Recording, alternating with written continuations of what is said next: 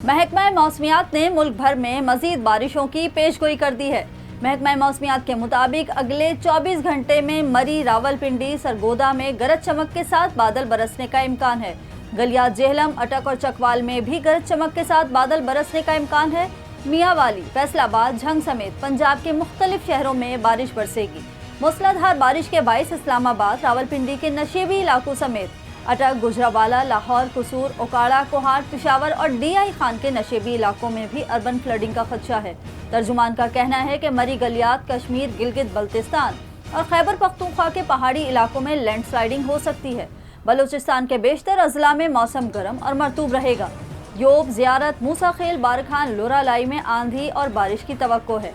तर्जुमान के मुताबिक 8 से 10 जुलाई दरियाए जेहलम, सतलुज, रावी और चिनाब में इंतहाई ऊंचे दर्जे का सैलाब का खदशा है।